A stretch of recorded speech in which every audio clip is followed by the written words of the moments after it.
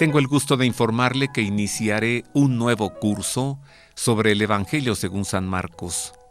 Tendrá duración de más de un año. Es gratuito y será todos los sábados de 4:30 a 6:30 de la tarde en el auditorio de la parroquia La Esperanza de María, que se encuentra frente a Perisur. Comenzamos el sábado 8 de febrero. No es necesario que se inscriba, simplemente preséntese allí con una Biblia y algo para tomar apuntes. Atrévase a conocer al sorprendente Jesús de San Marcos en este curso. Está usted invitado.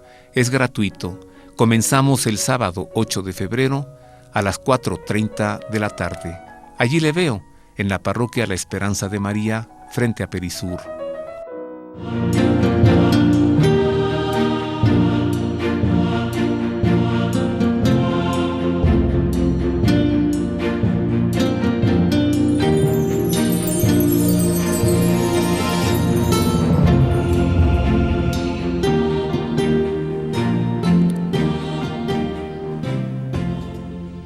Muchas gracias por sus amables tweets. Gracias.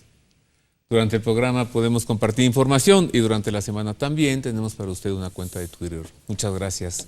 Estoy conversando con Fernando Villalón Esquerro, abogado, gran investigador también. Su tema predilecto pues son muchos, pero entre ellos pues se ha especializado en la Edad Media y en la Iglesia también. Y hoy estamos conversando sobre Martín Lutero. Una visión más que teológica, histórica. El contexto, las situaciones que movieron a Lutero a hacer lo que hizo.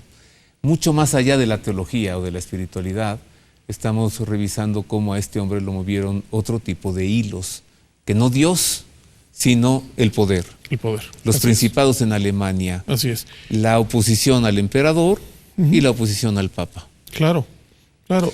Pero, ¿qué no es demasiado pequeño, demasiado chiquito Martín Lutero?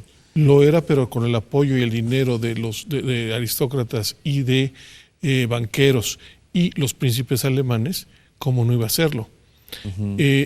Es muy fácil explicarlo de la siguiente forma.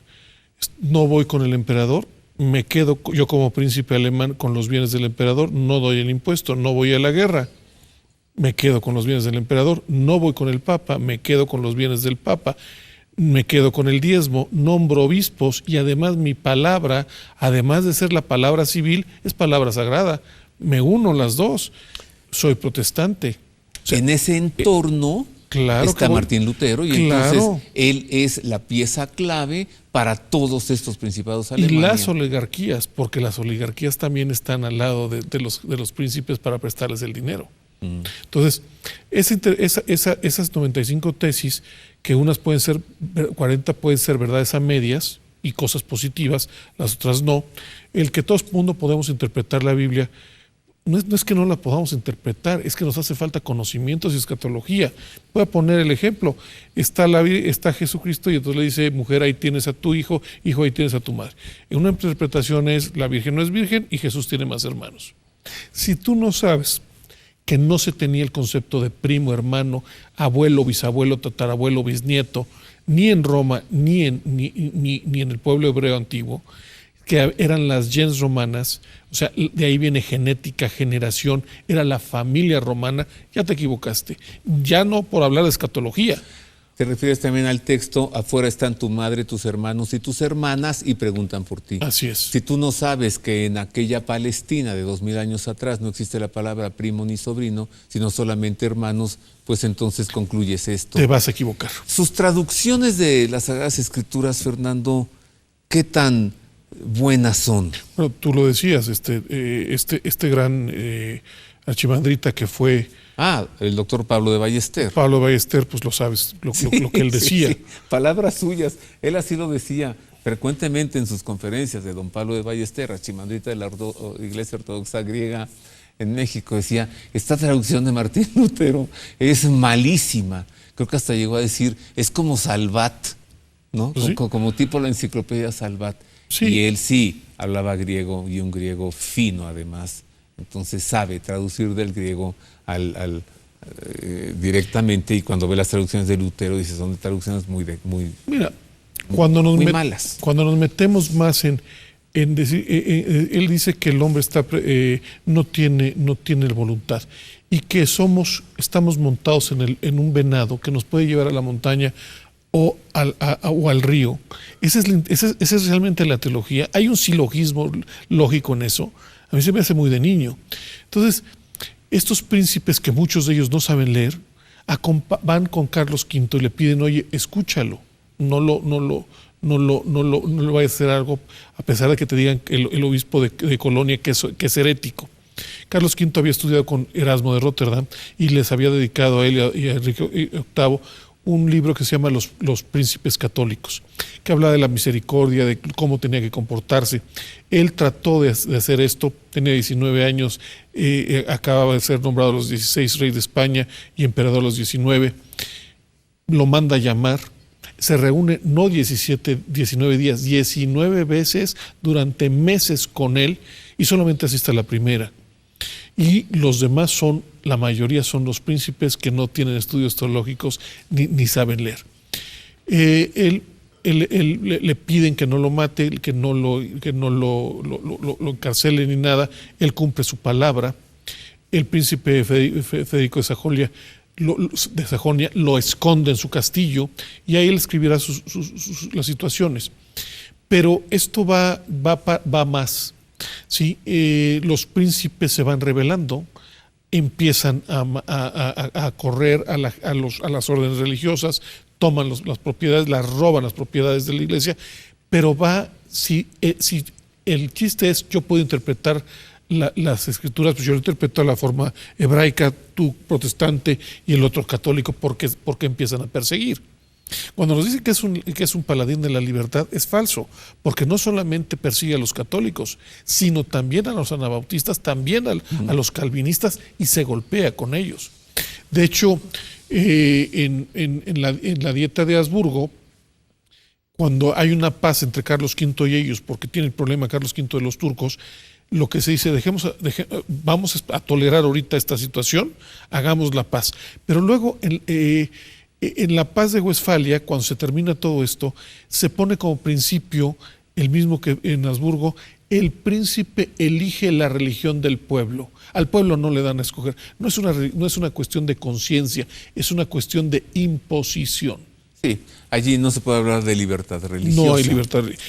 Conozcamos qué es lo que escribió Martín Lutero. Además de traducir o intentar traducir las escrituras, ¿qué más escribió este monje herético? De la obra de Martín Lutero, que es extensa, lo más conocido son sus 95 tesis, escritas en 1517. Entre sus demás escritos, a manera de resumen, se pueden citar: de 1519, comentarios sobre la epístola a los Gálatas y trabajo en los Salmos; de 1520, en el papado de Roma, la libertad del cristiano y contra la bula execrable del anticristo; de 1521 y 1522, sobre la confesión, sobre los votos monásticos, sobre la abrogación de la misa privada y contra el falsamente llamado estado eclesiástico del Papa y los obispos; de 1522 a 1534, traducción de la Biblia al alemán; de 1521 a 1522, traducción del Nuevo Testamento al alemán; de 1523, traducción del Pentateuco; de 1524, traducción de los libros históricos, el de Job, de los Salmos, los Proverbios, el Eclesiastés y el Cantar de los Cantares; de 1526 a 1530, traducción de los libros de los profetas; de 1524 a 1528, contra las hordas asesinas y ladronas del campesinado y confesión con respecto a la cena del Señor; de 1528 a 1529, Catecismo Mayor y Catecismo Menor; de 1536, sobre los concilios de la Iglesia; de 1543, sobre los judíos y sus mentiras; y de 1545, contra el papado de Roma, fundado por el diablo. Sobre el papado de Roma, fundado por el diablo. Fernando, ha de haber sido muy difícil para este hombre, ha de haber sido imposible, ha de haber sido insufrible haber estado escribiendo tantas cosas en contra de alguien y en contra de algo. contra el campesinado, contra los judíos, contra el papado, contra lo que se dice el anticristo, y ha de haber sido un peso que este hombre se puso encima de lanzarse contra todo el magisterio de 1500 años. Claro, sobre todo contra de la iglesia fundada por Cristo. Sí, y sobre todo... Y hacerse fundador él. Mira, la iglesia tuvo mucha paciencia, lo invitaron del 17 hasta el 21, el Papa le pidió que fuera a explicar sus tesis a Roma, nunca quiso ir, lo protegieron para hacer una situación de aparente violencia de la iglesia, la cual no fue cierta. Carlos V también puso a los mejores teólogos, no solamente españoles, sino a los grandes teólogos de la Universidad de París y de las universidades italianas. No quiso debatir las ideas. Protestaban contra todo esto, por eso se llama protestantes. El asunto fue él tomó cualquier causa que le dejara dinero. Sí, cualquier causa. Inclusive a varios príncipes los casó por segunda vez o ayudó a legalizar harems para grandes príncipes. O sea, él tomaba la causa y justificaba todo. Lo grave de esta situación es que él no quiso ir a la Reforma, no quiso ir tampoco al Concilio de Trento. Si él hubiera querido ir a la Reforma de la Iglesia, hubiera ido al Concilio de Trento con todas estas situaciones. Él no va, ni van los protestantes.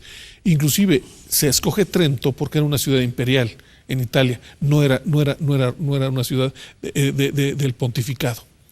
Por lo tanto, el emperador podía darle las seguridades a todos los luteranos para ir a reformar a la iglesia, cosa que no hicieron. Oye, ¿es cierto que él vivió con su esposa la monja herética con la que se casó y tuvo 6 hijos, en un convento? Sí, ese convento era donde él vivía y se lo regala Federico de Sajonia a él. O sea, ahí está el 26 habitaciones, el despojo de la iglesia. Todas las propiedades de la iglesia. Claro. Y te regalo una casa para que vivas aquí, casi Evo Morales, ¿no? En este convento. Así tú es. Y tu familia. Tú y tu familia. Y el lenguaje de él se ha ocultado durante muchos siglos, porque a la hora de la comida pues había cerveza, además tenía servidumbre para atender a todos los parientes, 26 habitaciones. Un convento, claro. En un convento, y se ha ocultado todo lo que decía en contra de todos, hasta de los políticos o de aquella época, de los príncipes. Realmente él trabaja a favor de quien le dé el dinero. Es muy obediente en ese sentido. Pero yo creo que la soberbia, el ego, lo mataron y no dio paso atrás. El haber quitado la misa con esa tradición de 2000 años, el haber quitado las imágenes que te ayudan a tener piedad, los sacramentos, o sea, no solamente dejar el bautismo y solamente decir, bueno, vamos a celebrar la Eucaristía, pero Cristo no está ahí. Aparece un momentito, pero no vamos a comulgar. El ir contra el orden sacerdotal y contra la Eucaristía, contra la penitencia, la confesión.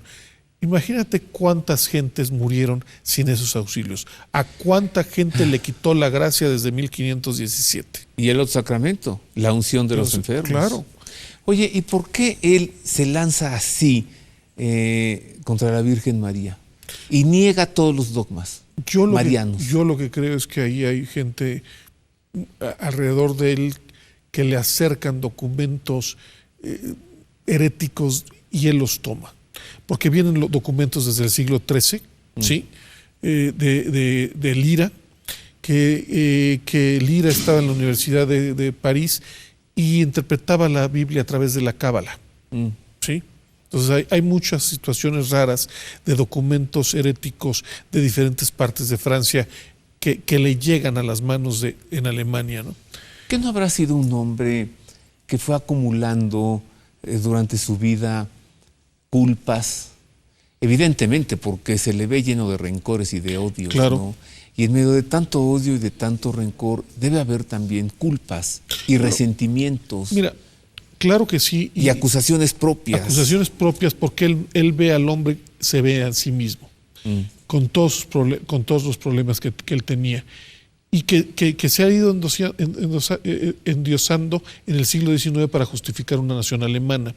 Lo que hace Lutero es hacer de Alemania, ¿sí?, llevarlo a la Edad Media hasta 1851, que se quitan los principados y los señoríos. Otra cosa que hace es, si aquí hay una verdad teológica en Baviera, pero paso a Sajonia ya no la es, entonces empiezan todas estas filosofías de que si no es verdad aquí y aquí tampoco, dudo de todo. Vienen una serie de doctrinas como va a ser el liberalismo, y del liberalismo saldrá el capitalismo y saldrá el socialismo. Claro. Y toda esta situación herética que conviene en esto. Sí, porque cuando se miente, para tapar una mentira, se necesita otra mentira. Y una mentira lleva a otra, y otra a otra. Y es en lo que cayó este hombre. Voy a hacer una pausa. Regresamos para saber cómo trató a la Iglesia su madre, para conocer cómo trató al Papa, su padre, para conocer cómo trató a Cristo, a su propia familia, y cómo tuvo la falsedad personal de enfrentar a un hombre como el Papa León X, a un Medici, que si algo no quería era dinero, a cambio de indulgencias. Una pausa y volvemos con esto.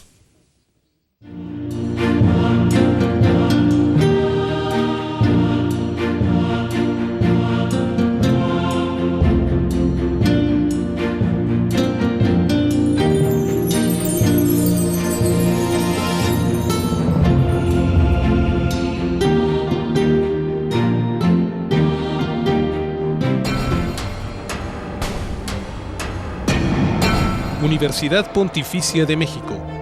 Fundada en 1553, es la Universidad del Papa y de los Obispos de México. Licenciaturas en Teología, Filosofía, Derecho Canónico, Derecho Civil y Ciencias Religiosas. Diplomados en Espiritualidad y Mística, Teología, Filosofía, Latín, Hebreo, Griego, Antiguo y Nuevo Testamento, Liturgia y Religiones del Mundo. Taller para grupos litúrgico-musicales. Informes en www.pontificia.edu.mx o al 5573 0600.